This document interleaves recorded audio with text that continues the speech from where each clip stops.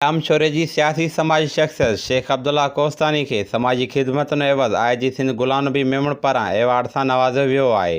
जामशोरे जे गुलशन शहबाज़ार इलाइक़े में बोॾि मुतासिरनि लाइ सिंध पुलिस तरफ़ां जोड़ियल तंबू ॻोठ में बोॾि मुतासिरनि जी भरपूर नमूने सां सहायता ऐं ख़िदमत करण ते IG सिंध गुलाम नबी मेमण पारां commissioner Hyderabad Nadeem Rehman Memon Abbas development foundation chairman Sheikh Abdullah कोस्तानी खे एवार्ड ॾिनो।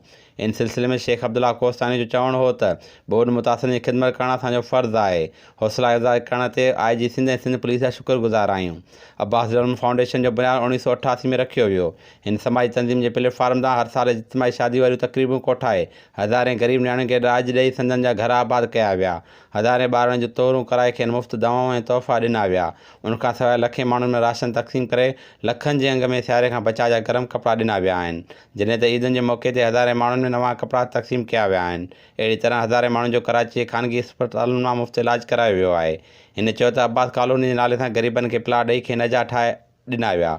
सवें ॻोठनि में पाणी जा बोरिंग लॻाराया विया। जॾहिं तारीख़ी ऐं सक़ाफ़ती ॾियारनि समेत मुख़्तलिफ़ शख़्सियतुनि खे भेटा ॾियण लाइ तक़रीबूं बि कोठायूं वयूं। अब्बास डेवलपमेंट फाउंडेशन तरफ़ां हर साल ऑल पाकिस्तान हम्दो नात कॉन्फ्रेंस कोठाए क़ुरान दादी ज़रिए माण्हुनि खे उमिरि जी सादात अता कई वई। उनखां सवाइ मुख़्तलिफ़ हंधनि ते इल्मी अदबी ऐं मज़ीद तक़रीबूं पिणु कोठायूं वयूं। स्कूली शागिर्दनि खे टूर कराए हज़ारे ग़रीब शागिर्दनि खे यूनिफॉर्म ॾियण सां गॾु संदनि तइलीमी ख़र्च पिणु अदा कया विया। जॾहिं त मुख़्तलिफ़ मरहलनि में बेवा ऐं ग़रीबनि जी माली सहायता बि कई वई। हिन चयो त असांजी तंज़ीम पारां कोस्तानी मशहूरु मदाह शाइर कमर कोस्तानी जी शाइरी जो मजमूओ छपराए पधिरो कयो वियो। मंशायत ऐं ॿियनि बुराइनि ख़िलाफ़ु जागृता रैलियूं कढियूं वयूं।